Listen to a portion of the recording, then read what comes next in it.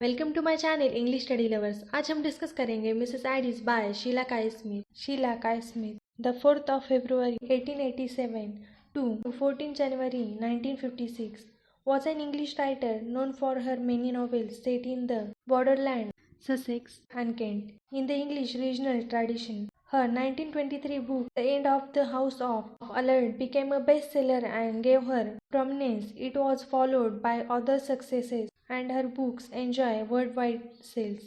परिचय। स्मिथ द्वारा लिखी गई कहानी एक महिला के बारे में है जो एक पुरुष को उनकी गलती के लिए माफ कर देती है। पीटर काउच टॉम का बहुत करीबी दोस्त था जो श्रीमती एडिस का बेटा है। पीटर अनजाने में टॉम को घायल कर देता है और रखवालों से दूर भागते हुए श्रीमती एडिस की झोपड़ी में छिप जाता है।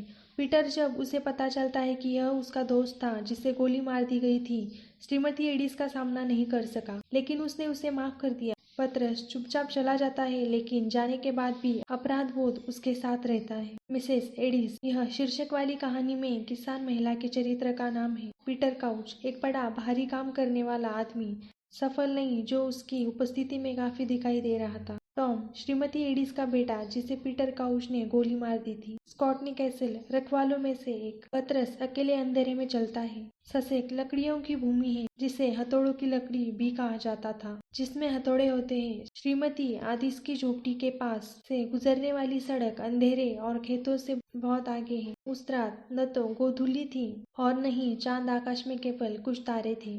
लेखक सन्नाटे के पीछे छिपे अंधेरे को लेकर उत्सुक था। उस रात हर आवाज तेज और साफ थी। कुत्तों के भौंकने जो काफी दूर थे और यहाँ तक कि किसी भी आदमी के कदम भी। वर्णनकर्ता ने बिना ज्यादा शोर मचाए चलने की पूरी कोशिश की। सड़क के किनारे कांटों से भरा हुआ था और उसकी चटकने की आवाज उतनी ही तेज थी जितनी सड़क पर उसके पैरों की आवाज। इससे उसे दूरी हुई, लेकिन उसके पास बर्बाद करने का समय नहीं था। जब कथाकार श्रीमती आदिस की झोपड़ी में पहुंचा तो उसने देखा कि श्रीमती आदिस आग से बर्तन या केतली लेने के लिए झुक रही है। कथाकार एक बड़ा भारी मेहनती व्यक्ति था, सफल नहीं था, जो उसके रूप में काफी दिखाई दे रहा था।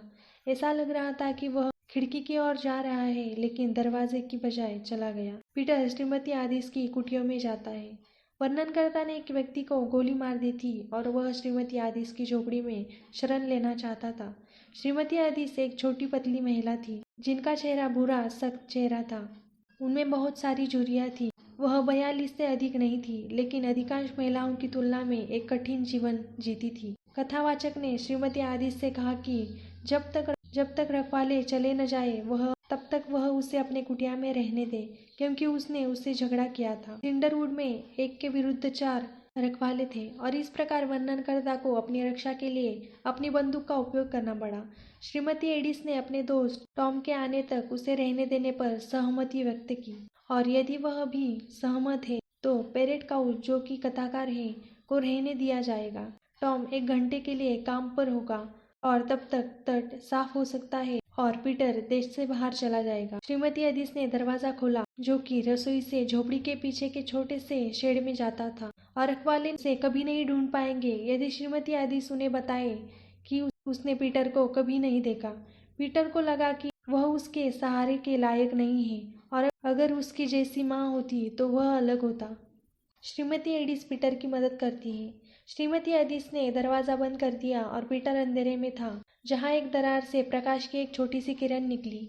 पीटर उसे घूमते हुए और टॉम के रात्रि भोज की तैयारी करते हुए देख सकता था, क्योंकि टॉम आयरन लैंच फार्म से घर होगा जहाँ वह हर दिन काम करता था।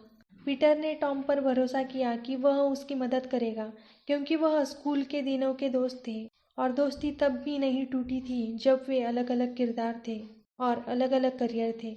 पीटर बहुत भूखा था और टॉम के आने पर श्रीमती एडिस से रात का खाना साझा करने की उम्मीद कर रहा था। सड़क पर कदमों की आहट सुनकर पतरस सो गया और जाग उठा। एक पल के लिए वह इतना डर गया कि उसका दिल लगभग टूट गया। पदचिन्हों की आहट पहरेदारियों की थी। वे अनुमान लगा चुके थे कि वह कहाँ छिप सकता है। श्रीमती एडिस की झोपड़ी में छिपने के लिए पीटर को मूर्खता महसूस हुई और वह कांपते हुए, लगभग रोते हुए कोने में सिकुड़ गया। लेकिन कदम गायब हो गए और अगले मिनट श्रीमती एडिस ने अपना सिर शेड में चिपका दिया ताकि उन्हें सूचित किया जा सके कि वे रखवाले थे। श्रीमती एडिस ने पीटर को लंदन ट्रेन के बारे में सूचित किया जो उस रात 10 बजे ट्यूनब्रिज वेल्स से जाती है। पीटर के पास टिकट के लिए पैसे नहीं थे, इसलिए श्रीमती एडिस ने उसे 7 शिलिंग उधार दी। वह चाहती थी कि पीटर उसके बेटे के आने से पहले चले जाए क्योंकि वह एक दोस्त ला सकता है जो उसके लिए एक समस्या होगी। जैसे ही उसने पीटर के लिए दरवाजा खोला, उन्होंने कदमों की आहट सुनी और अनुमान लगाया कि यह टॉम है। चूंकि यह कई कदमों की आवाज थी, पीटर को उस छोटे से धूल भरे शेड में वापस जाना पड़ा जिससे वह नफरत करता था। पीटर दोषी महसूस करता है। यह स्कॉटनी कैसल के रखवालों में से एक था। अन्य रखवाले उनका पीछा कर रहे थे। अब वे जानते थे कि स्कॉटनी ने कहाँ शरण ली थी। पीटर काउच ने श्रीमती एडिस को समझाते हुए स्कॉटनी की बात सुनी। यह टॉम था जिसे पीटर काउच ने घायल किया था। शेड में पतरस दोषी महसूस करता था और अब इस काम से बचना नहीं चाहता था जो उसने किया था। श्रीमती एडिस आग के पास पुरानी टोकरी वाली कुर्सी पर बैठी थी। रखवाले के पास एक बंदूक थी जो उन्हें लगता था कि, लेकिन वे जानते थे कि जानबूझकर टॉम को कभी नुकसान नहीं पहुंचाएगा। श्रीमती एडिस ने इस बात से इनकार किया कि वह पीटर से मिली थी। आदमियों ने टॉम को स्ट्रेचर पर उठाया और उसे अगले कमरे में ले गए और चले गए। श्रीमती एडिस ने दरवाजा बंद करने तक इंतजार किया और पीटर की ओर चली गई।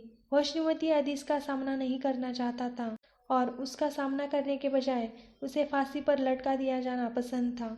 लेकिन वह अंदर नहीं गई, दरवाजा खोला और उस कमरे में चली गई जहां टॉम था।